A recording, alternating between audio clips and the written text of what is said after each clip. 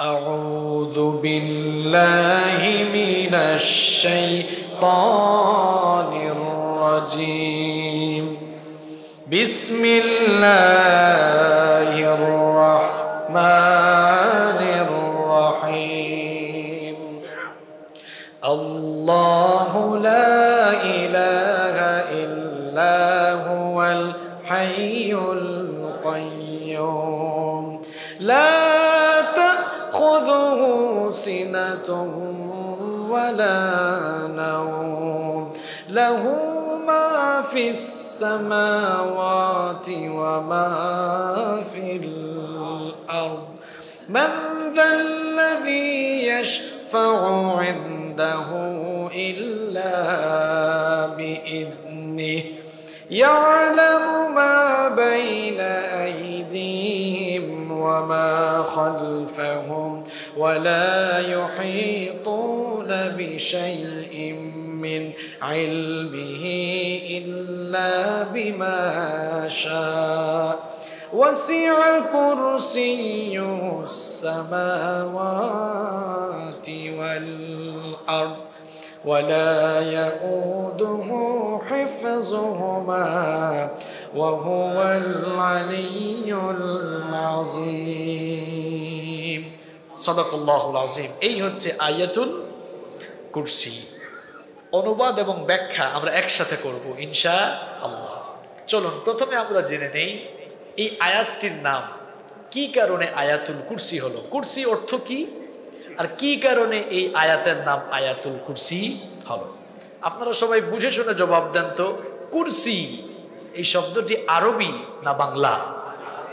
সবাই বলেন আরবি। গরম লাগতেছে আপনাদের খুব, তাই না?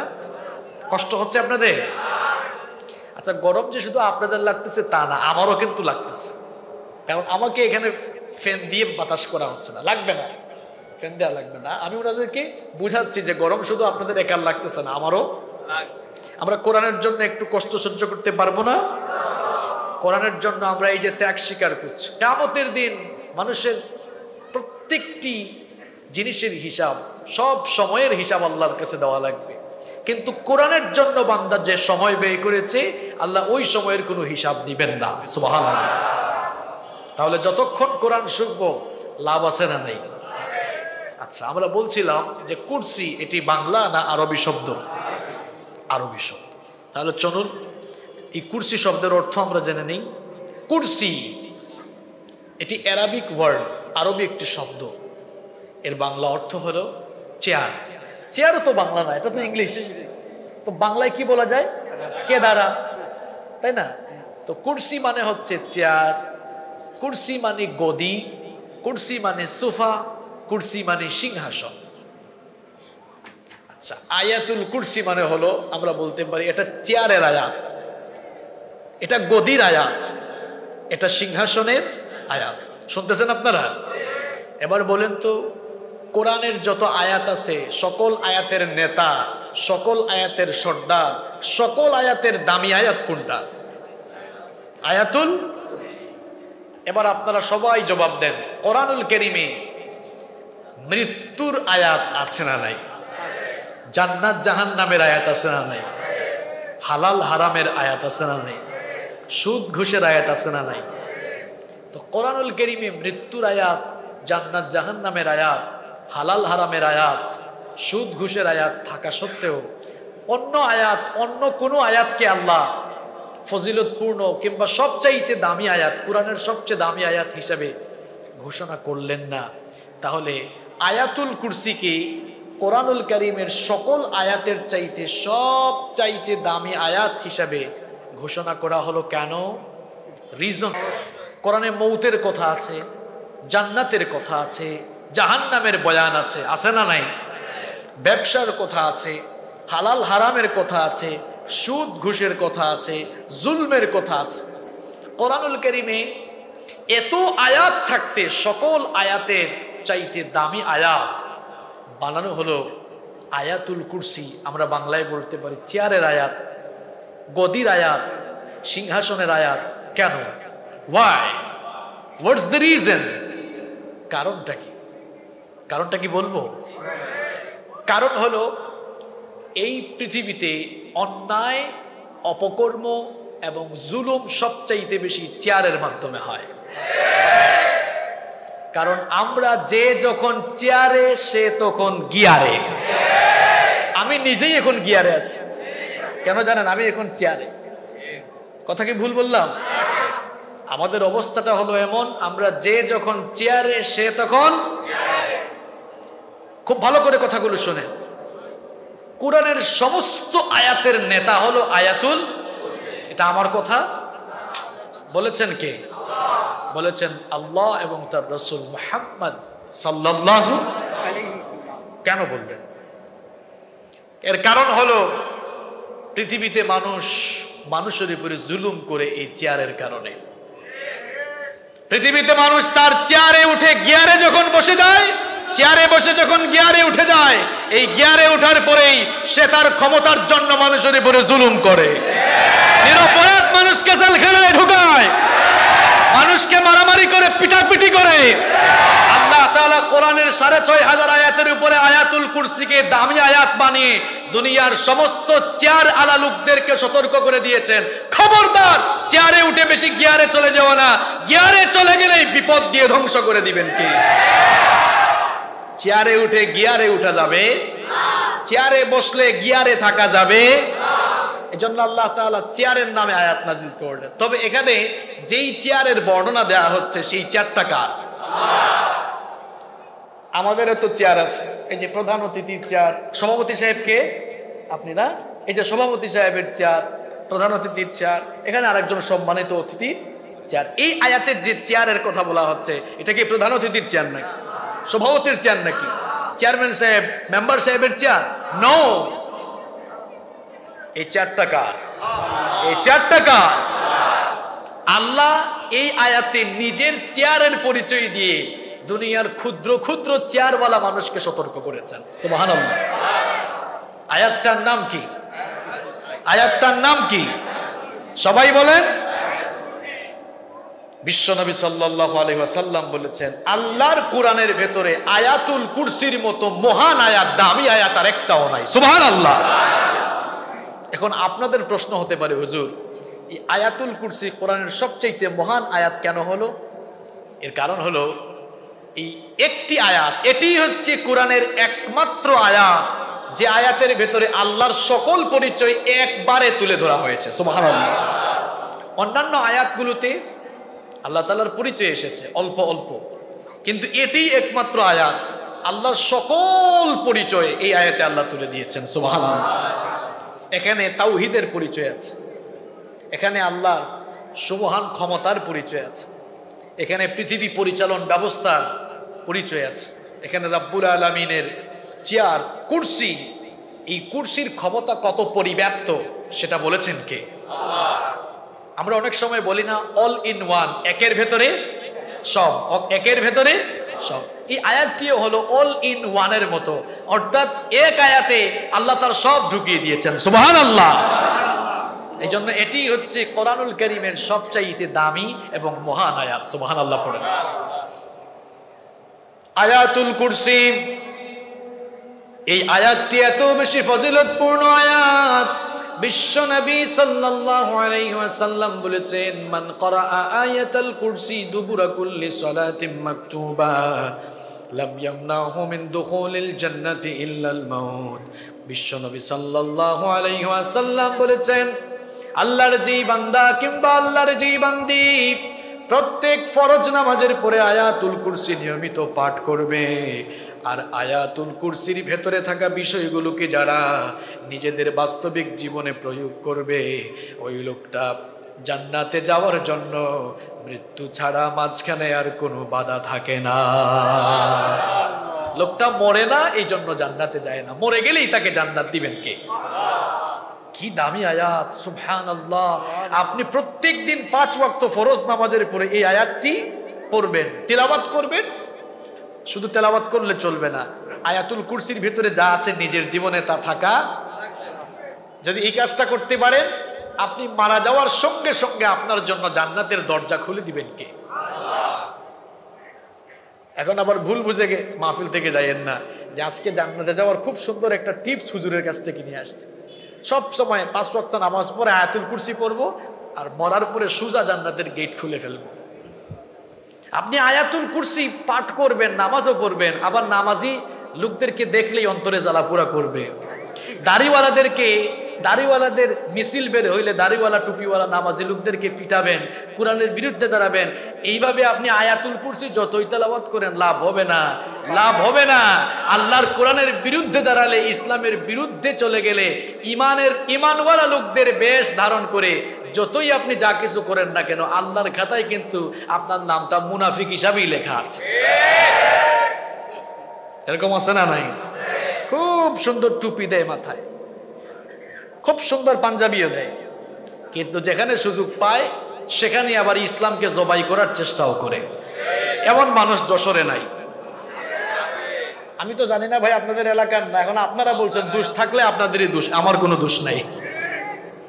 সম্মানিত ভাইয়েরা, তাহলে আসুন আমরা একটি আমল শিখে যাই। আমরা প্রত্যেক 5 ওয়াক্ত নামাজের পরে আয়াতুল কুরসি পড়বেন তো? আমরা অনেকে, আমার সম্মানিত ইমাম ভাইয়েরা আজকের মাহফিলে এসেছেন, আমার সম্মানিত ইমাম ভাইদেরকে আমি অনুরোধ করব যে আপনারা সালাম ফিরিয়ে সাথে সাথে মোনাজাত না করে অন্তত 2-3 মিনিট একটু আমল করার জন্য মুসল্লিদেরকে এই সময়টা ছেড়ে দেন। এরপরে আপনি আপনার মুসল্লি ভাইদেরকে নিয়ে দোয়া করেন, কোনো অসুবিধা নাই। কারণ সালাম ফেরানোর পরে আমার নবীজি সব সময় নিয়মিত এমন কিছু আমল করেছেন, এই আমলগুলো আপনার আমার জীবনে থাকার দরকার আছে না নাই? কারণ কিয়ামতের দিন আমল ছাড়া মানুষের কোনো জিনিস কাজে লাগবে। এজন্য দুনিয়াতে যতদিন থাকবো বেশি বেশি আমল করার দরকার আছে না নাই? সুযোগ পেলেই আমরা আমল করব।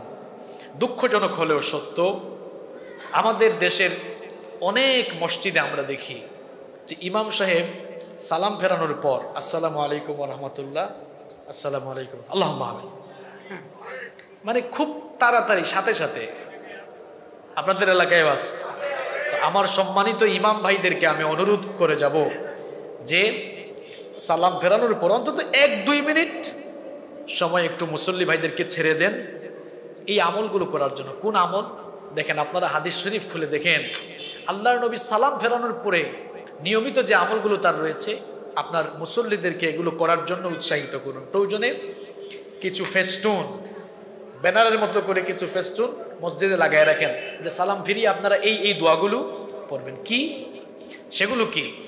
বিশ্বনবী সাল্লাল্লাহু আলাইহি ওয়াসাল্লাম সালাম ফেরানোর পর আল্লাহু আকবার 1 বার পড়তেন, আস্তাগফিরুল্লাহ 3 বার পড়তেন, সুবহানাল্লাহ 33 বার পড়তেন, আলহামদুলিল্লাহ 33 বার পড়তেন, আল্লাহু আকবার 34 বার পড়তেন।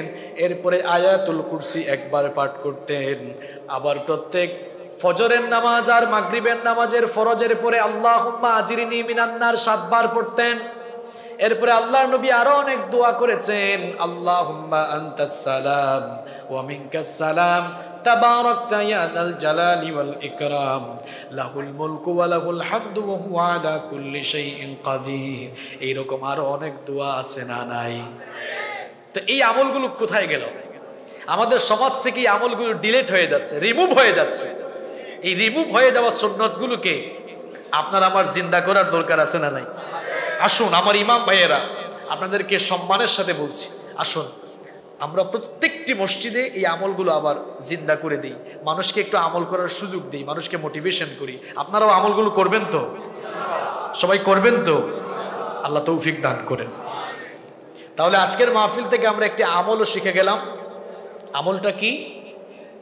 যে আমরা ফরজ নামাজের পরে আয়াতুল কুরসি তেলাওয়াত করব। আয়াতুল কুরসি আরেকটি কারণে সবচেয়ে দামি আয়াত। কারণটা কি বলবো? কারণ এই আয়াতের ভেতরে ইসমুল্লাহিল আযম, আল্লাহ তাআলার সুমহান নাম, যেটাকে আমরা অনেকে ইসমে আজম হিসাবে জানি। আয়াতুল কুরসির ভেতরে আল্লাহ তাআলা তার ইসমে আজম দিয়েছেন। সুবহানাল্লাহ। অনেকের প্রশ্ন হতে পারে ইসমে আজম কি? আল্লাহ নবী বলেছেন, আল ইসমুল আযম আল্লাযী ইযা দুইয়া বিহি আজাবা ওয়া ইযা সুইলা বিহি আতা। আল্লাহ নবী বলেছেন ইসমে আযম হলো আল্লাহর এমন সুমহান নাম, এই ইসমে আজম পাঠ করে বান্দা যখন আল্লাহর কাছে কোনো কিছু চায়, আল্লাহ তাআলা বান্দাকে খালি হাতে ফিরান না, বান্দা যা চায় আল্লাহ তা পূরণ করে দেন। ইসমে আজম আল্লাহর এমন মহান নাম, এই ইসমে আজম পাঠ করে আল্লাহর কাছে যা চাইবেন আপনাকে দিবেন কে? মুফাসসিরিনে কেরাম এই ইসমে আজম এর ব্যাপারে বলেছেন যে 3টি সূরার ভেতরে ইসমে আজম রয়েছে। আবার এই হাদিসটি ইবনে মাজায় এসেছে, আবু উমামা বাহির রাদিয়াল্লাহু আনহু হাদিসটি বর্ণনা করেছেন যে ইসমে আজম কোরআনের 3টি সূরায় রয়েছে, সূরাতুল বাকারা, সূরা আলে ইমরান এবং সূরাতুত তাহা। এই যে আল হাই আল কাইয়ুম, আল্লাহু লা ইলাহা ইল্লা হুয়াল হাইয়ুল, এই আল হাই এবং আল কাইয়ুম এগুলো হচ্ছে আল্লাহ তাআলার সুবহান নাম, ইসমুল্লাহিল আযম, যেটাকে আমরা বলি ইসমে আজম। তাহলে আয়াতুল কুরসি দামি আয়াত হওয়ার আরেকটি কারণ হলো এই আয়াতের মধ্যে কি রয়েছে। এবার চলুন আমরা আয়াতুল কুরসির ব্যাখ্যায় চলে যাই। কষ্ট হচ্ছে আপনাদের? আয়াতুল কুরসির ভেতরে কি আছে এবার আমরা সেগুলো জানা শুরু করে দিই। রব্বুল আলামিন শুরু করছেন এভাবে, আল্লাহু লা ইলাহা ইল্লা হুয়াল হাইয়ুল কাইয়ুম। সবাই পারেন না? মুখস্থ আছে কিনা? তো কোরআন পড়লে সওয়াব না গুনাহ? প্রত্যেক অক্ষরে কত নেকি? সুবহানাল্লাহ। এই সওয়াব থেকে কেন বঞ্চিত হবে? পড়েন আপনারা আমার সাথে, আল্লাহু লা ইলাহা ইল্লা হুয়াল হাইয়ুল কাইয়ুম। আল্লাহ হচ্ছেন তিনি, যিনি ছাড়া কোনো ইলাহ। আয়াতুল কুরসির শুরুতে আল্লাহ তার নিজের পরিচয় দিচ্ছেন। আপনারা কোথাও ভাইবাতে গেলে দেখবেন আপনাকে প্রথমে কি বলে? নিজের পরিচয় দেন, আরিফ নাফসাক, আগে নিজের পরিচয় দেন। তা আমরা আল্লাহর পরিচয় জানতে চাইবো, এটা আল্লাহ জানেন, এজন্য প্রশ্ন করার আগেই আল্লাহ তার পরিচয় আমাদেরকে জানিয়েছেন। সুবহানাল্লাহ। আল্লাহ যদি না জানাতেন, আল্লাহর পরিচয় তালাশ করতে গিয়ে আমরা অনেক জায়গায় ভুলও করে ফেলতে পারতাম। এজন্য আল্লাহ তাআলা তার নিজের পরিচয় নিজেই আমাদেরকে জানিয়েছেন। এটি আল্লাহর বড় একটি রহমত আমাদের প্রতি, যে আল্লাহ তার নিজের পরিচয় আমাদেরকে জানাচ্ছেন। জানানোর পরেও যে শিরকি কাজ আমরা করি, আল্লাহর শান বুঝে না, রাসূলের শান বুঝে না, অলিয়া উলিয়ার শান বুঝে না, অলিয়া উলিয়াকে আল্লাহ রাসূলের শানের উপরে উঠায় দেয়, এমন মুশরিক বক্তা বাংলাদেশে এখন বের হয়েছে। কিছু বাজারি বক্তা বের হয়েছে, পড়াশোনা করে না তো।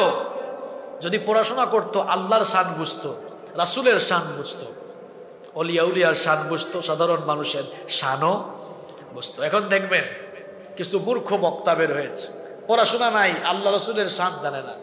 কয় আল্লাহর ধন রাসূলকে দিয়া, আল্লাহ গেছেন গায়েব হইয়া। রাসূলের ধন খাজাকে দিয়া, রাসূল চলে গেলেন মদিনায়, আর খাজা সেই ধন পাইয়া আজমিনে শুয়ে আছে। এখন কেউ ফিরে না খালি হাতে, খাজা তোমার দরবার থেকে। কি সুবহানাল্লাহ, নাউযু বিল্লাহি মিন যালিক। এমন কথা একজন মানুষ কিভাবে বলতে পারে? কারো মধ্যে কমন সেন্স থাকলে এরকম কথা যে জীবনেও বলতে পারবে? এইরকম বক্তব্য যারা দিবে, এদের পেছনে যারা দৌড়াবে, এদের বক্তব্য যারা সাপোর্ট করবে, এরা সবাই মুশরিক হয়ে যাবে। এদেরকে তাওবা পাঠ করে আবার নতুন করে মুসলমান হওয়া লাগবে। মূর্খ কোথাকার, আল্লাহর শানও বুঝে না, রাসূলের শানও বুঝে না, সাহাবীদের শান বুঝে না, অলিয়া উলিয়ার শান বুঝে না। এক একজনের স্ট্যাটাস এক এক জায়গায়, ঠিক কি না? সবার উপরে কে? সবার উপরে, এরপরে এরপরে আল্লাহ, এরপরে রাসূল, এরপরে সাহাবী, এরপরে তাবিঈ, তাবে তাবিঈ, আইম্মায়ে মুজতাহিদ, আইম্মায়ে মুজতাহিদিন, সালফে সালেহিন, অলিয়া উলিয়া, সাধারণ আলেম, এরপরে সাধারণ মানুষ। এখন কেউ যদি বুজুর্গকে একদম আল্লাহর উপরে উঠায় দেয়, এটা কি ঠিক হইল? তামাম দুনিয়ার সমস্ত বুজুর্গ, তামাম দুনিয়ার সমস্ত আলেম ওলামাদেরকে একসাথে করা হলে একজন সাহাবীর জুতার তোলারও সমান হবে না। কার শান নিয়ে কোন জায়গায় পৌঁছাও? তামাম দুনিয়ার মানুষদেরকে একত্রিত করা হলেও একজন সাহাবীর জুতার তোলার সমান হবে। আল্লাহ তাআলা এদেরকে হেদায়েত দান করেন। আল্লাহ তাআলা নিজের পরিচয় দিচ্ছেন। রব্বুল আলামিন বলছেন আল্লাহু লা ইলাহা ইল্লা হুয়াল হাইয়ুল কাইয়্যুম। আল্লাহ হচ্ছেন তিনি। তিনি কে? লা ইলাহা ইল্লা হু, যিনি ছাড়া আর কোনো ইলাহ নাই, কোনো মাবুদ নাই, কোনো উপাস্য নাই, আইনদাতা নাই, বিধানদাতাও। আল্লাহ সাথে আরো কি কোনো উপাস্য আছে, কোনো মাবুদ আছে?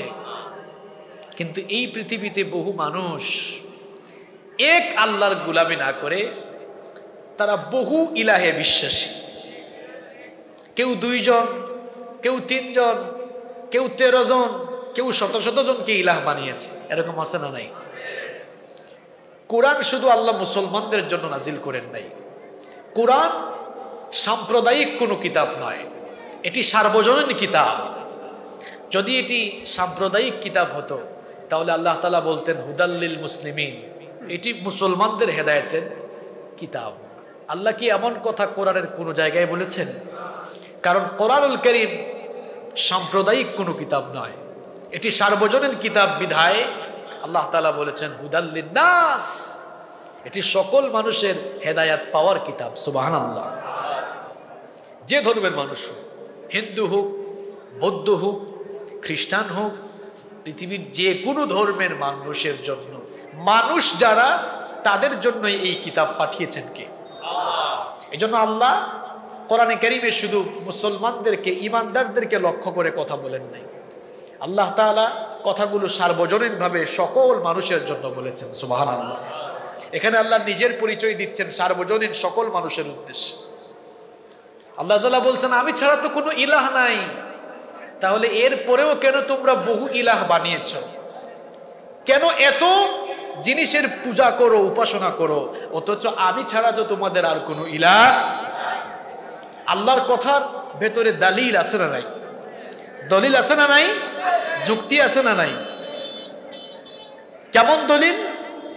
আপনারা হয়তো বলবেন আল্লাহ তিনি একজন হইলে তো অসুবিধা, এত কিছু চালাইতে আল্লাহর অসুবিধা হইতে পারে। এজন্য আমরা মনে করি আল্লাহ সাথে আরো কয়েকজনকে রাখছেন, কারণ একা তো সব জিনিস চালাতে।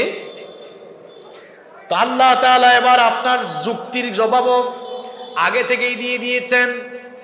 রব্বুল আলামিন বলছেন আমার সাথে যদি আর কেউ থাকতো, আমার সাথে যদি আরো কোনো উপাস্য থাকতো, আমার সাথে যদি আরো একাধিক ইলাহ থাকতো, তাহলে কি হতো শোনো। কোরআনে কারীমের 21 নম্বর সূরা সূরাতুল আম্বিয়া এর 22 নম্বর আয়াতে রব্বুল আলামিন বললেন লাউ কানা ফীহিমা আলিহাতুন ইল্লাল্লাহু লাফাসাদাতা ফাসুবহানাল্লাহি রাব্বিল আরশি আম্মা ইয়াসিফুন। আল্লাহ তাআলা বলছেন আমার সাথে যদি আরো একাধিক ইলাহ থাকতো তাহলে জমিনে কোনো ব্যালেন্স থাকতো না, জমিনে কোনো শৃঙ্খলা থাকতো না, ভারসাম্য থাকতো না। এই জমিনের মধ্যে ফাসাদ সৃষ্টি হয়ে যেত, জমিনের মধ্যে বিশৃঙ্খলা, হাঙ্গামা লেগে যেত। আসলেই তো তাই। বলেন তো আকাশের খোদা একজন আর জমিনের খোদা যদি আরেকজন হইতো, আমাদের মধ্যে মাঝে মাঝে মান অভিমান রাগারাগি হয় কি হয় না? বলেন হয় কি হয় না? যখন হয় তখন আমরা কি করি? অনেক সময় একজন আর একজনকে দেখতেও চাই না, কথা বলতেও। এখন আকাশের খোদা একজন আর জমিনের খোদা যদি হইতো আরেকজন, তাহলে 2 জন পাটাপাটি করলে, কিলাকিলি করলে কি হইতো? আকাশের খোদা বলতো রাখ, তোর জমিনে আর সূর্যের আলোই দিব না, তোর জমিন ফেটে চৌচির হয়ে গেল, আমি আর বৃষ্টি দিব না, কারণ বৃষ্টি জমিন থেকে না আকাশ থেকে নাজিল হয়। তাহলে বলেন একাধিক ইলাহ থাকলে জমিনের মধ্যে শৃঙ্খলা থাকতো না বিশৃঙ্খলা হতো? সুবহানাল্লাহ। আল্লাহ কি সুন্দর বুঝাচ্ছেন মানুষকে যে তোমরা কেন এক আল্লাহ বাদ দিয়ে বহুজনকে বানিয়েছো। বহুজনকে কেন বানিয়েছো? একেবারে কমন সেন্স দিয়ে আপনি চিন্তা করেন তো, একাধিক থাকলে সমস্যা হতো কি হতো না? আল্লাহ তাআলাও সেই কথা বলছেন এই আয়াতে, একাধিক থাকলে জমিনে শৃঙ্খলা থাকতো না, বিশৃঙ্খলা সৃষ্টি হয়ে যেত। কোরআনে কারীমের 23 নম্বর সূরা সূরাতুল মুমিনুনের 91 নম্বর আয়াতে রব্বুল আলামিন আরো সুন্দর করে বললেন, মাত্তাখাযাল্লাহু মিন ওয়ালাদিন ওয়া মা কানা মাআহু মিন ইলাহিন ইযাল লাযাহাবা কুল্লু ইলাহিন বিমা খালাকা ওয়া লা'আলা বা'দুহুম على بعض سبحان الله عما يصفون। আল্লাহ তাআলা বলছেন তিনি কাউকে সন্তান হিসাবে গ্রহণ করেন নাই, তার সাথে একাধিক কোনো ইলাহ নাই, তার সাথে আর কোনো উপাস্য নাই। যদি তার সাথে একাধিক কোনো ইলাহ বা উপাস্য থাকতো তাহলে প্রত্যেকেই তাদের সৃষ্টি নিয়ে আলাদা হয়ে যেত, আর একজন আরেকজনের উপরে চড়াও হয়ে যেত, যার কারণে জমিনের মধ্যে বিশৃঙ্খলা লেগে যেত, একজন আরেকজনের উপরে চড়াও হতো। ওই যে একটু আগে যা বললাম, দুইজনের পাটাপাটি হইলে কিলাকিলি হইতে বলতো, তোরে আর পানি দিব না, এই জমিনে পানিও দিব না, সূর্যের আলো দিব না, গ্যাজ্জাম হতো কি হতো না? এজন্য আল্লাহ তাআলা বলছেন পৃথিবীতে গ্যাজ্জাম নাই, তোমরা কি দেখো না? এক আল্লাহর আদেশে আকাশ চলে, এক আল্লাহর আদেশে জমিন চলে, শুধু তাই নয়, এক আল্লাহর আদেশে সমস্ত কিছু চলে। সুবহানাল্লাহ। এজন্য তিনি কয়জন? তিনি কয়জন? একজন। তিনি একক, অদ্বিতীয়, তার পবিত্র সত্তা সম্পূর্ণ অবিভাজ্য এবং অখণ্ডনীয়, তার সাথে কোনো শরীক নাই। রব্বুল আলামিন এবার বলছেন, আমার সাথে যদি আরো কেউ থাকতো, এই দুনিয়ার যে সমস্ত মানুষেরা আল্লাহর ইবাদত বাদ দিয়ে বহু খোদার ইবাদত করে, এবার তাদের ব্যাপারে রব্বুল আলামিন বলছেন, আমার সাথে যদি ইবাদত পাওয়ার মতো আর কেউ থাকতো, আমার সাথে যদি ইবাদত পাওয়ার মতো আর কেউ থাকতো, তাহলে তারাও তো আমার মতো শক্তিমান হতো। কিন্তু তারা তো আমার মতো শক্তিমান নয়, বরং তারা হলো খুব দুর্বল।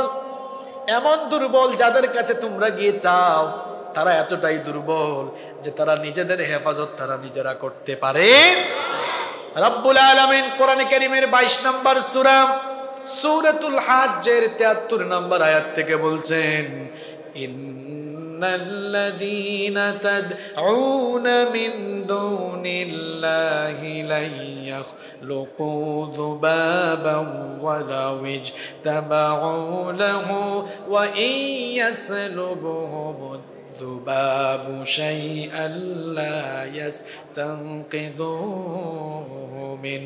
রব্বুল আলামিন বলছেন, আল্লাহকে বাদ দিয়ে তোমরা যাদের উপাসনা করো, যাদেরকে ডাকো, এরা তো সবাই মিলে একটা মশা সৃষ্টি করার, মাছি সৃষ্টি করার যোগ্যতা রাখে না। এমনকি তাদের গায়ে যদি একটা মশা বা মাছি বসে, সেই মাছি তারা দূরে সরিয়ে দেওয়ারও সামর্থ্য রাখে না। রাখে? অথচ মানুষ তো এদেরই ইবাদত করছে। আমাদের জাতির পিতা আল্লাহর খলিল সাইয়েদনা ইব্রাহিম আলাইহিস সালাম, তিনি তার জাতির লোকদেরকে আল্লাহর দ্বীনের দাওয়াত দিলেন, কিন্তু তার জাতির লোকেরা মূর্তি পূজায় লিপ্ত ছিল।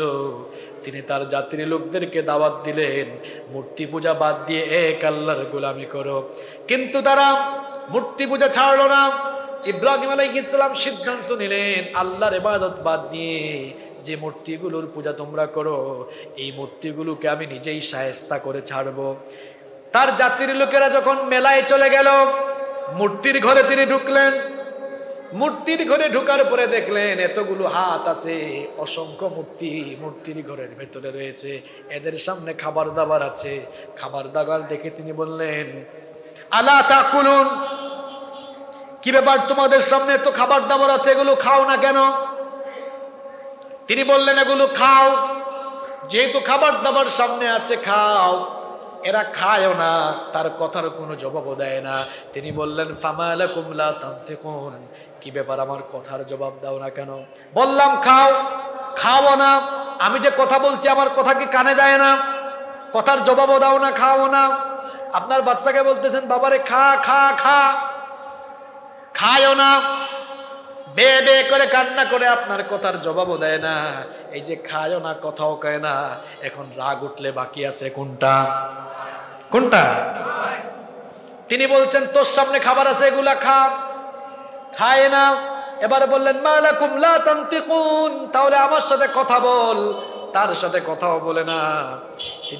তার খুব রাগ উঠলো, রাগের মাথায় কুঠার হাতে নিয়ে সবগুলোকে কুপাতে কুপাতে কুপাশামসু করলেন, সবগুলোকে কুপিয়ে কুপিয়ে একেবারে ভেঙে ফেললেন। বড় মূর্তির কাছে এসে চিন্তা করলেন তোরে ভাঙ্গা যাবে না, বরং এই সবগুলো ভাঙ্গার কাজ যে করেছে সেই লোকটা আমি তোকে বানাবো। এবার তিনি কুঠারটা ওই বড় মূর্তির কাঁধের উপরে রেখে দিলেন, চলে গেলেন। মেলা থেকে ফিরে এসে এরা দেখলো হায় হায় আমাদের সবগুলো ক্ষুধা হয়ে গেছে হুদা, সব ক্ষুধা কি হয়ে গেছে? হুদা। তারা বলল আমাদের ক্ষুধাগুলোর অবস্থা কে এমন করলো? কেউ একজন বলল আমাদের জাতির লোকদের মধ্যে কেবলমাত্র ইব্রাহিম মূর্তিগুলোর বিরুদ্ধে কথা বলে, তাহলে নিশ্চয়ই এই কাজ সে করেছে, ইব্রাহিমকে ধরে আনো। এবার ইব্রাহিম আলাইহিস সালামকে ধরে আনা হলো, বলা হলো এই কাজটা তুমি কেন করেছো? তিনি বললেন হায় হায়, যে কাজ করে দাঁড়িয়ে আছে তাকে জিজ্ঞেস না করে আমাকে জিজ্ঞেস করো কেন? কয় মানে দেখো না হে সবগুলোকে ভেঙে তার কাঁধের উপরে কুঠারটা নিয়ে কেমনে দাঁড়ায় আছে, তো যে কামটা করলো তাকে জিজ্ঞেস না করে আমাকে কেন জিজ্ঞেস করো?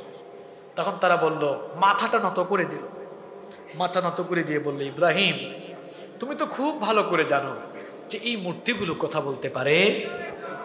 এখন সুযোগ আসছে না নাই? সুযোগ আছে না নাই? এখন তো দাওয়াত দেওয়ার একটা খুব চান্স এসেছে।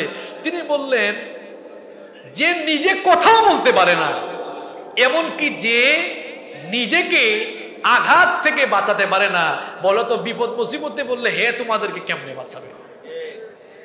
তাহলে কেন এই দুর্বল জিনিসের ইবাদত করো?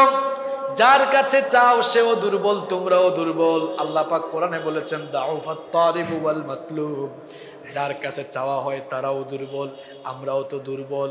আমরা শুধু দুর্বল নই, আমরা দুর্বলের ঘরের কি? এই দুর্বল জিনিসের কাছে কেন চাও? এদের কাছে না আছে, এদের ইবাদত করে এক আল্লাহর ইবাদত করো। তিনি তখন তার জাতির লোকদেরকে এক আল্লাহর গোলামের দাওয়াত দিলেন, কারণ তিনি ছাড়া আর কোনো ইলাহ। রব্বুল আলামিন তার নিজের সেই একত্ববাদের পরিচয় আয়াতুল কুরসির শুরুতেই দিলেন, আল্লাহু লা ইলাহা ইল্লা হুয়াল হাইয়ুল কাইয়্যুম। আল্লাহ হচ্ছেন তিনি যিনি ছাড়া কোনো ইলাহ নাই, যিনি ছাড়া কোনো মাবুদও নাই, তিনি একক। এই ইলাহ শব্দের অর্থ শুধুমাত্র মাবুদ নয়, শুধুমাত্র উপাস্য নয়, বরং ইলাহ মানে হলো যিনি আইনদাতা, বিধানদাতা, যিনি ক্ষমতার মালিক। সকল ক্ষমতার মালিক কে? নাকি আপনারা? হ্যাঁ, মাঝে মাঝে তো আপনারা খুব বলেন যে সকল ক্ষমতার মালিক আপনারা, বানায় না, পামটাম দেয় আর কি। আল্লাহ তাআলা কোরআনুল কারীমে বলেছেন আন্নাল কুওয়াতা লিল্লাহি, এটা আমার কথা না, আল্লাহর কথা। আল্লাহ তাআলা বলছেন সকল ক্ষমতার উৎস, সকল ক্ষমতার মালিক কে? আল্লাহ। শুধু এক আয়াত রেফারেন্স, আরো আছে তাবারাকাল্লাযী বিয়াদিহিল মুলক ওয়া হুয়া আলা কুল্লি শাইইন, বরকতময় সেই সত্তা যার হাতে সকল। তাহলে সকল ক্ষমতার মালিক কে? আল্লাহ। মাঝে মাঝে যারা আপনাদেরকে পাম দিয়ে বলে আপনারা সকল ক্ষমতার মালিক, এদের সামনে একটা সাপ ছেড়ে দিয়ে দেখবেন কেমনে দৌড়ায়। ধরবেন, এই তুই না বলছিস একটু আগে সকল ক্ষমতার মালিক মানুষ, দৌড়াস কেন? এখানে থাকতে হবে। আচ্ছা বলেন তো, এটা একটা এক্সাম্পল দিচ্ছি। আপনাদের এই এলাকার এই যে চেয়ারম্যান সাহেব হাদিউজ্জামান সাহেব আছেন, তিনি কোনো কারণে দেশের বাইরে যদি চলে যান তার সফরে কিংবা সরকারি কোনো কাজে, তো ইউনিয়ন পরিষদের দায়িত্ব যে কারো কাছে তো দিয়ে যেতে হবে। প্যানেল চেয়ারম্যান যিনি থাকেন তিনি তাকে দায়িত্ব দিয়ে যান, ভাই আমি দেশের বাইরে যাচ্ছি, আসার পরে আমি এগুলা বুঝে নিব। তাহলে চেয়ারম্যান সাহেব বাইরে গেলে কাউকে ভারপ্রাপ্ত চেয়ারম্যান বানিয়ে যান। রাতের বেলা যে আপনারা ঘুমান, যদি সকল ক্ষমতার মালিক আপনারা হতেন তো রাতের বেলা ঘুমানোর সময় ভারপ্রাপ্ত ক্ষমতা কাকে দিয়ে ঘুমান আপনারা? সকল ক্ষমতার মালিক যে হবে তার কোনো ঘুমও থাকে না। সকল ক্ষমতার মালিক এই জন্য কে? আল্লাহর ক্ষমতার সাথে কারো কোনো শেয়ারিং নেই। আল্লাহর ক্ষমতার সাথে কারো শেয়ারিং আছে? আমরা অনেক সময় পৃথিবীর যে সকল দেশে ডেমোক্রেসি আছে, গণতন্ত্র আছে, ক্ষমতায় যাওয়ার জন্য মানুষ জোট গঠন করে, কোয়ালিশন করে না? এবং আমরা মনে করি যে জোট যত বেশি ক্ষমতাও তত। আল্লাহ তাআলা সৃষ্টির শুরু থেকে ক্ষমতায় আছেন, যখন কিছু ছিল না তখন থেকেই তিনি আছেন, এখনো আছেন, সব সময় সব সময়। এখন তিনি কি কারোর সাথে জোট করে আছেন নাকি? কথা বলেন। রব্বুল আলামিন বলছেন ওয়ালাম ইয়াকুল লাহু শারীকুন ফিল মুলকি ওয়া খালাকা কুল্লা শাইইন ফাকাদ্দারাহু তাকদীরা। কোরআনে কারীমের 25 নম্বর সূরা সূরাতুল ফুরকানের 2 নম্বর আয়াতের শেষাংশে রব্বুল আলামিন বলছেন আল্লাহর এই বিশাল মালিকানায়, বিশাল রাজত্ব আর ক্ষমতায় তার সঙ্গে কোনো শরীক মাত্র নাই। সুবহানাল্লাহ। আল্লাহ তার সেই একক ক্ষমতার পরিচয়, তার একত্ববাদের পরিচয়, তার সমহান পরিচয় আয়াতুল কুরসির শুরুতে দিলেন। আল্লাহু লা ইলাহা ইল্লা হুয়াল হাইয়ুল কাইয়্যুম। তিনি হচ্ছেন আল্লাহ, যিনি ছাড়া কোনো ইলাহ নাই, কোনো মাবুদ নাই, আর কোনো দ্বিতীয় ক্ষমতাধর ব্যক্তি। তার পরিচয় হলো তিনি আল হাই, তিনি হচ্ছেন চিরঞ্জীব, যার কোনো ক্ষয় নাই, লয় নাই, ধ্বংস। আমাদের জন্ম আছে, মৃত্যুও, শুরু আছে, শেষও। আল্লাহর শুরু শেষ আছে, এই জন্যই তিনি হচ্ছেন সকল ক্ষমতার।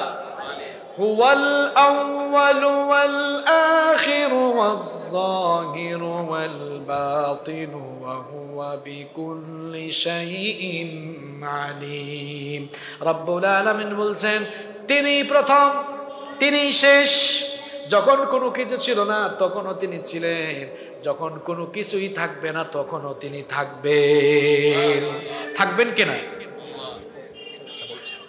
যখন কোনো কিছু থাকবে না তখনও তিনি থাকবেন।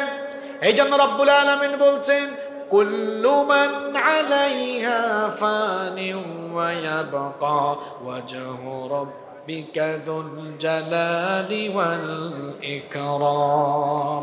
সব কিছু ফান হয়ে যাবে, সব কিছু ধ্বংস হয়ে যাবে, কিন্তু একজন অবশিষ্ট থাকবেন, তিনি কে?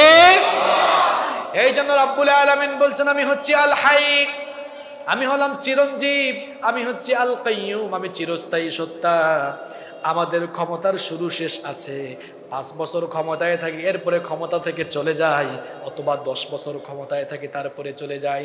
কিন্তু আল্লাহ তাআলা একেবারে শুরু থেকেই ক্ষমতায় আছেন। আল্লাহ তাআলা কি কখনো ক্ষমতা থেকে অপশন নিয়েছেন নাকি? আমরা নির্বাচনে হারলে তারপরে ক্ষমতা থেকে চলে যাই, ক্ষমতায় আর আসতে পারি না। কিন্তু আল্লাহর বেলায় কি এরকম হয় নাকি? আল্লাহর পরিচয় আপনারা যারা নেন, তিনি হচ্ছেন আল কাইয়্যুম, তিনি চিরস্থায়ী সত্তা। রব্বুল আলামিন সৃষ্টির অনাদিকাল থেকেই ক্ষমতার চেয়ারে আছেন, অনন্তকাল পর্যন্ত ক্ষমতার চেয়ারে থাকবে।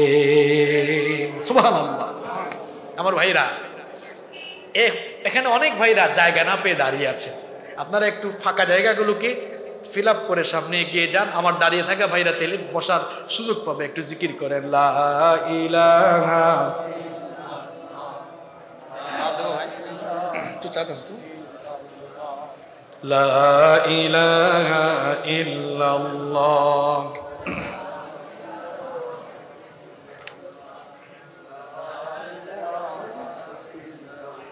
মাইকের অবস্থা তো খারাপ।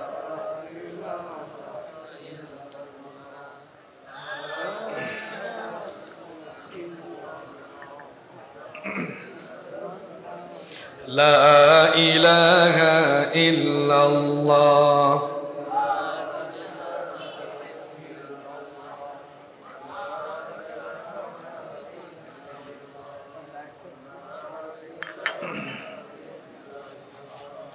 লা ইলাহা ইল্লাল্লাহ মুহাম্মাদুর রাসূলুল্লাহ সাল্লাল্লাহু। আপনাদেরকে রেখে চা খেয়ে ফেলছে, রাগ করছেন আপনারা? আমি আসলে মাহফিলে ওঠার পরে পানিও খাই না, চাও খাই না, কিন্তু আজকে বাধ্য হয়ে গিয়েছি খেতে। মাইকের অবস্থা ভালো না, আমি কথা বলে মজা পাচ্ছি না। কমিটির ভাইদেরকে বলে যাচ্ছি, এরা যেন আগামীতে মাহফিল যদি করে ওই সিন্নির দিকে টাকা কম খরচ করে, এই দিকে যেন একটু বেশি খরচ করে। বুঝতে পেরেছেন? নইলে বুঝা যাবে উদ্দেশ্য সিন্নি খাওয়া, উদ্দেশ্য আলোচনা শোনানো না। যদি আলোচনা শোনানো উদ্দেশ্য হয় তাহলে মাইক ভালো রাখার দরকার আছে না নাই? আমরা তো নিয়মিত কথা বলি, বুঝেন না? তো এই মাইক ভালো না হইলে হার্টের সমস্যা হয়, গলায় সমস্যা হয়, কাশি হয়, পরে কয়েকদিন অসুস্থ থাকা লাগে। এটা তো আপনারা বুঝেন না। আল্লাহ বুঝার তৌফিক দান করেন। কষ্ট হচ্ছে আপনাদের? তো আল্লাহ নিজের পরিচয় দিলেন, আল্লাহু লা ইলাহা ইল্লা, তিনি ছাড়া কোনো ইলাহা নাই, তিনি চিরঞ্জীব এবং চিরস্থায়ী ক্ষমতার মালিক, তিনি চিরস্থায়ী সত্তা।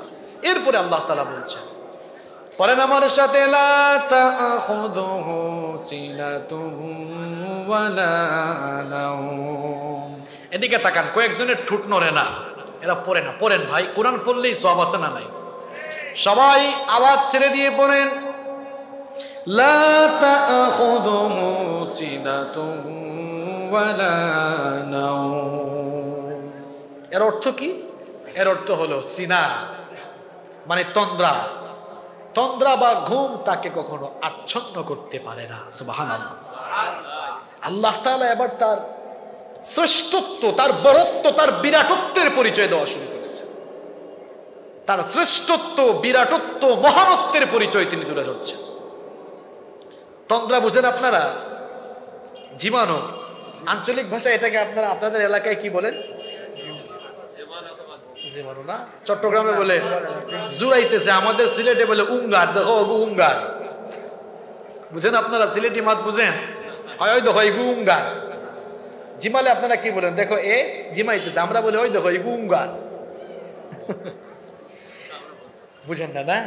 আচ্ছা, সুবহানাল্লাহ। এখানে আলেম উলামা যারা এসেছেন, আরবি ভাষা যারা বুঝেন, সুবহানাল্লাহ, আল্লাহু আকবার, আল্লাহ শব্দ চয়নের নমুনা দেখেন। তিনি বলছেন, লা তাখুযুহু সিনাতুন ওয়ালা নাওম, যে তন্দ্রা বা ঘুম তাকে আচ্ছন্ন করতে পারে। খুব মন দিয়ে শুনেন, আপনাদের এলাকার মানুষ শিক্ষিত মানুষ আমি জানি। দেখেন, আল্লাহ তাআলা তো চাইলে এই আয়াত এভাবেও নাজিল করতে পারতেন যে তিনি ঘুমান না, তিনি এভাবে নাজিল না করে বললেন তন্দ্রা বা ঘুম তাকে আচ্ছন্ন করতে। দুটো কথার অর্থ এক হলেও এখানে গ্রামাটিক্যাল একটা ব্যাপার আছে। যদি আয়াত নাজিল হতো এভাবে তিনি ঘুমান না, তাহলে নাস্তিকরা বলতো, বুঝছি ঘুম আছে কিন্তু ইচ্ছা করে ঘুমায় না। ঘুম আছে, ইচ্ছা করে। সুবহানাল্লাহ, আল্লাহর কথার ভেতরে কোনো ফাঁক আছে? তিনি বলছেন যে ঘুমাবেন আর কি, তন্দ্রা বা ঘুমের ক্ষমতাও নাই তাকে ধরার। সুবহানাল্লাহ। আল্লাহ আবার তার বিরাটত্বের পরিচয় দিচ্ছে। আমার ভাইরা, এটা বোঝানোর জন্য একটি সুন্দর দৃষ্টান্ত আপনাদের সামনে তুলে ধরছি। অনেক যুবক ভাইয়েরা এখানে আছেন, রাতের বেলা রাত জেগে জেগে মোবাইল টিপে আছে না? রাত 2টা-3টা হয়ে গেছে, এরকম চিত হয়ে শুয়ে আছে আর ফোন টিপতেছে। জীবাণু যখন আসছে, ফোন তার হাত থেকে নাকের উপর পড়ছে। এরকম মাঝে মাঝে আপনাদের হয় কিনা? অথবা আপনারা বাসে চড়ে যশোরে, খুলনায়, ঢাকায় যান না? ফোন হাতে ছিল, জিমাইতেছে, দেখবেন জীবাণুর চুটে হাত থেকে ফোন পড়ে কিনা? পড়ে। এখন আপনাদের জীবাণু থাকার কারণে হাত থেকে যদি ফোন পড়ে যায়, তাহলে এই বিশ্বজগৎ যার হাতের মুঠায় তার নাম কি? দেখছেন, এত আসতে বলল। বিশ্বজগৎ যার হাতের মুঠায় তার নাম কি? আপনারা ফোন হাতে নিয়ে একটু জীবাণুর কারণে ফোন যদি পড়ে যায়, গোটা বিশ্বজগৎ হাতের মুঠায় নেয়া আল্লাহ যদি ঝিমাইতেন, এই পৃথিবী টিকে থাকতো? লন্ড ভন্ড চূর্ণ বিচূর্ণ হয়ে যেত। এই জন্য রব্বুল আলামিন এবার তার বিরাটত্বের পরিচয় দিচ্ছেন, লা তাখুযুহু সিনাতুন ওয়ালা নাওম, তন্দ্রা বা ঘুম তাকে আচ্ছন্ন করতে পারে না। সুবহানাল্লাহ। এরপরে রব্বুল আলামিন তার ইনফিনিট পাওয়ার, অসীম ক্ষমতার পরিচয় এবার তুলে ধরছেন। লাহু মা ফিস সামাওয়াতি ওয়া মা ফিল আরদ, আসমান সমূহ আর জমিনে যা কিছু আছে সব কিছুর মালিকানা যার হাতের মুঠায়, তার নাম কি? আল্লাহ। সুবহানাল্লাহ। আপনি একটু ক্ষমতা পাইলে, ওরে বাপরে বাপ, ভাবসাব দেখছেন, বসবে কি উঠবে, মরবে না বাঁচবে, যে একটা ভাবসাব নিয়ে চলে। কি যে করবে, একটু ক্ষমতা পাইলেই মানুষকে মানুষ মনে করে না। একটা চেয়ার পাইলে এত গিয়ারে উঠে যান। দেখেন আল্লাহর চেয়ারের গিয়ারটা বুঝেন, এরপরে নিজের চেয়ারের গিয়ার বাড়াবেন কি বাড়াবেন না চিন্তা করি।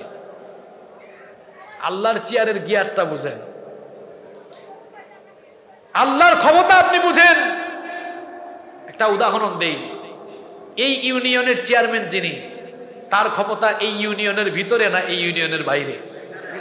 এই ইউনিয়নের ভেতরে সীমাবদ্ধ, এর বাহিরে। এই থানার একজন ওসি সাহেব আছেন না নাই? ওসি সাহেবের ক্ষমতা এই থানার ভেতরে না সারা দেশে? এই ইউনিয়নের চেয়ারম্যান সাহেবের ক্ষমতা ইউনিয়নের ভেতরে, ওসি সাহেবের ক্ষমতা এই থানার, উপজেলা চেয়ারম্যান সাহেবের ক্ষমতা উপজেলার। আপনারা আমাকে বলেন, আল্লাহর ক্ষমতা শুধু কি সৌদি আরবের ভিতরে, মুসলমানদের দেশের ভিতরে, শুধু এশিয়া মহাদেশে? সামান্য একটা চেয়ারে বসলে গিয়ার বেড়ে যায়, গিয়ারটা একটু নামান। আল্লাহর চেয়ারের গিয়ারটা বুঝেন। রব্বুল আলামিন আয়াতুল কুরসির ভেতরে বলছেন, লাহু মা ফিস সামাওয়াতি ওয়া মা ফিল আরদ।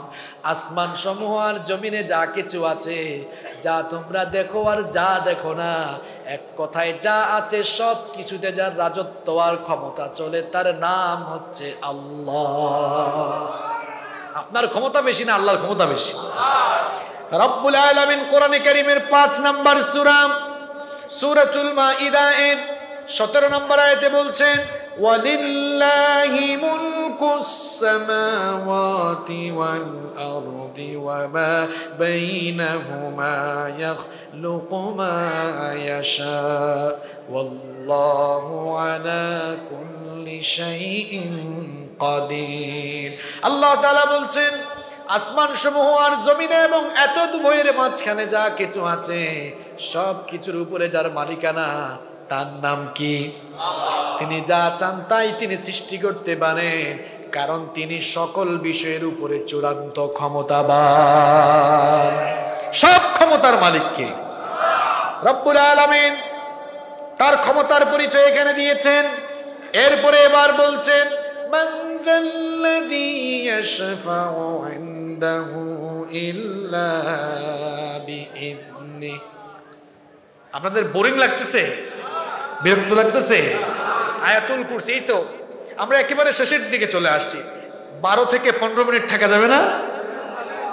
মান যাল্লাযী ইয়াশফাউ ইনদাহু ইল্লা বিইذনিহি। এমন কে আছে, এমন কে আছে যে আল্লাহর অনুমতি ছাড়া তার কাছে শাফায়াত করতে পারবে? সুবহানাল্লাহ পড়ে।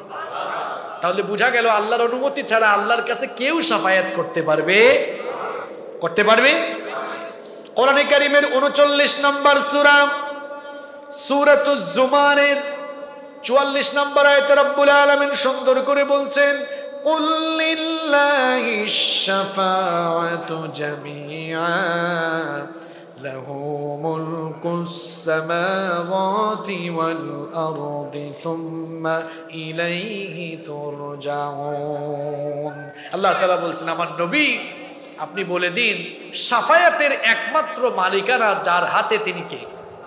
তিনি কে? ভণ্ড পীরেরা যেন আপনাদের ঈমানকে ধ্বংস করতে না পারে, এই জন্য আল্লাহ তাআলা আয়াতুল কুরসির ভিতরে এই অংশটুকু দিয়েছেন। অনেকে আসে না বলে, একেবারে তোমারে ধরে সুপারিশ করে জান্নাতের ভেতর ঢুকাই দিব, আছে না নাই? তোমারে কে যে ঢুকায় ওই দিন দেখিও। আল্লাহ তাআলা বলছেন, মান যাল্লাযী ইয়াশফাউ ইনদাহু ইল্লা বিইذনিহি। কে আছে, এমন কে আছে যে আল্লাহর অনুমতি ছাড়া আল্লাহর কাছে সুপারিশ করতে পারবে? এমন কি আমাদের নবী মুহাম্মদুর রাসূলুল্লাহ সাল্লাল্লাহু আলাইহি ওয়াসাল্লাম, তিনিও আল্লাহর অনুমতি পাওয়ার আগ পর্যন্ত শাফায়াত করতে পারবেন? আল্লাহর নবী বলেছেন, আনা সাইয়্যিদু ওয়ালাদি আদম ইয়াউমাল কিয়ামাহ। কিয়ামতের দিন রব্বুল আলামিন হাসরের ময়দানে সমবেত সকল আদম সন্তানের নেতা আমাকে বানাবেন। শুধু তাই নয়, ওয়া আনা আউয়ালু মান ইয়ানশাক্কু আনহুল কাবার। সবার আগে কবর থেকে আল্লাহ আমাকে উঠাবেন। ওয়া আনা আউয়ালু শাফি', সবার আগে আমি সুপারিশ করব। ওয়া আনা আউয়ালু মুশাফফা, আর রব্বুল আলামিন সবার আগে আমার সুপারিশ কবুল করবে। কিয়ামতের দিন সবার আগে শাফায়াত করার জন্য, সুপারিশ করার জন্য যাকে অনুমতি দেওয়া হবে তিনি হচ্ছেন আমাদের নবী মুহাম্মদ। পড়েন সাল্লাল্লাহু। কিয়ামতের দিন খুব কঠিন বিভীষিকাময় অবস্থা হয়ে যাবে। এখন তো সূর্য মানুষের মাথার থেকে 9,30,00,000 মাইল দূরে, 9,30,00,000 মাইল দূর থেকে সূর্য তাপ দিচ্ছে। আমাদের গরমে অবস্থা যায় আছে না নাই? আমার ভাইরা, কাল কিয়ামতের কঠিন দিনে ওই 9,30,00,000 মাইল দূরের সূর্য মানুষের মাথার 1 কিংবা 2 মাইল উপরে নেমে আসবে। সূর্যের প্রচন্ড তাপে গুনাহগার, নাফরমান, জাহান্নামী, পাপিষ্ঠ মানুষগুলোর অবস্থা এমন হবে মাথার চান্দি ফেটে মগজগুলো উতরাতে থাকবে। আহারে সেই কঠিন দৃশ্য, কঠিন অবস্থা আমি কি করে আপনাদেরকে বুঝাই। মহিলারা যখন চুলায় ভাত রান্না করে পানি গরম হয়ে যাওয়ার পর চালগুলো যেমন করে ফুটতে থাকে, মানুষের মাথার 1 কিংবা 2 মাইল উপরে যখন সূর্য নেমে আসবে জমিনটা তামার জমিন হয়ে যাবে। গুনাহগার, নাফরমান, জাহান্নামী, পাপীদের মাথার চান্দি ফেটে মগজগুলো টকবক করে ফুটে ফুটে গলে গলে বেয়ে পড়তে থাকবে। তাদের অবস্থা, পাপীদের অবস্থা এমন হবে পিপাসার যন্ত্রণায় মানুষের জিহ্বাটা বের হয়ে কুকুরের মতো নাভিস্থল পর্যন্ত ঝুলতে থাকবে। আল্লাহু আকবার। হাসরের সেই কঠিন দিনে মানুষেরা হয়রান হয়ে যাবে, পেরেশান হয়ে যাবে। হাসরের দিনটা কতটুকু লম্বা হবে শোনেন। আল্লাহর নবী বলেছেন 50,000 সানাতিন মিম্মা তাউদ্দুন, দুনিয়ায় যে তোমরা হিসেব করো, দুনিয়ার হিসেব অনুযায়ী বিচারের দিনটা 50,000 বছর লম্বা হয়ে যাবে। আল্লাহু আকবার। 1 বছর আর 2 বছর নয়, 50,000 বছর। 50,000 বছর দাঁড়িয়ে থাকতে থাকতে মানুষগুলো পেরেশান হয়ে যাবে। লোকেরা এবার পেরেশান হয়ে পৃথিবীর প্রথম মানুষ এবং প্রথম নবী আমাদের বাবা আদম আলাইহিস সালামের কাছে যাবে। আদম আলাইহিস সালামের কাছে গিয়ে বলবে, ওগো আমাদের বাবা আদম, আল্লাহ তাআলা তার নিজের কুদরতি হাতে আপনাকে বানিয়েছেন। এরপরে আল্লাহ তাআলা নিজেই আপনার ভেতরে রূহ ফুঁকে দিয়েছেন। হাসরের ময়দানে 50,000 বছর দাঁড়িয়ে থাকতে থাকতে আমরা পেরেশান হয়ে গিয়েছি। আল্লাহর কাছে আবেদন করেন আল্লাহ তাআলা যেন বিচারের কাজটা শুরু করে দেন। আমাদের বাবা আদম আলাইহিস সালাম তখন বলবেন, আমি পারবো না, আমি নিজেই নফসি নফসি জিকির করে নিজেকে বাঁচানোর ধান্দায় আছি। আমি তো নিষিদ্ধ গাছের ফল ভক্ষণ করেছিলাম, জানি না আজ রব্বুল আলামিন আমার সঙ্গে কি দুর্ব্যবহার করেন। আমি পারবো না, চলে যাও আমার ছেলে নূহের কাছে। লোকেরা এবার সাইয়েদনা নূহ আলাইহিস সালামের কাছে গিয়ে নূহ আলাইহিস সালামকে বলবে, ওগো আল্লাহর নবী নূহ, হাসরের ময়দানে দাঁড়িয়ে থাকতে থাকতে আমাদের সহ্য হয় না, আল্লাহর কাছে অ্যাপ্লিকেশন করেন, আল্লাহ তাআলা যেন বিচারের কাজটা শুরু করে দেন। তিনি বলবেন, তোমরা কি দেখো না আমিও নফসি নফসি জিকির করে নিজেকে বাঁচানোর ধান্দায় আছি, কারণ আমি আমার উম্মতের জন্য বদদুয়া করেছিলাম, জানি না আজ আল্লাহ তাআলা আমার সঙ্গে কি দুর্ব্যবহার করেন। আমি পারবো না, চলে যাও জাতির পিতা ইব্রাহিম আলাইহিস সালামের কাছে। লোকেরা এবার জাতির পিতা ইব্রাহিম আলাইহিস সালামের কাছে যাবে। জাতির পিতা ইব্রাহিম আলাইহিস সালাম নফসি নফসি জিকির করে বলবেন, বাবারা আমি পারবো না, চলে যাও মুসা কালিমুল্লাহর কাছে। লোকেরা সাইয়েদনা মুসা আলাইহিস সালামের কাছে গিয়ে দেখবে তিনিও নফসি নফসি জিকির করছেন। লোকেরা বলবে, আপনি হয়তো দেখি নিজেকে বাঁচানোর ধান্দায় আছেন, আল্লাহর কাছে দোয়া করেন, পারমিশন চান, বিচারের কাজটা যেন তিনি শুরু করে দেন, আল্লাহর কাছে সুপারিশ করেন। মুসা আলাইহিস সালাম বলবেন, আমিও পারবো না, কারণ ফেরাউনের বংশের এক লোককে একটা থাপ্পড় দিয়ে দুনিয়া থেকে বিদায় করেছিলাম, জানি না আজ আল্লাহ তাআলা আমার সাথে কি ব্যবহার করেন। আমিও পারবো না, চলে যাও ঈসা আলাইহিস সালামের কাছে। লোকেরা আবার সাইয়েদনা ঈসা ইবনে মারইয়ামের কাছে যাবে। সাইয়েদনা ঈসা আলাইহিস সালাম তখন বলবেন, আমিও পারবো না, কারণ খ্রিস্টানরা আমাকে আল্লাহর ছেলে বানিয়েছে, জানি না আজ এই জন্য আল্লাহ তাআলা আমার সঙ্গে কি দুর্ব্যবহার করেন।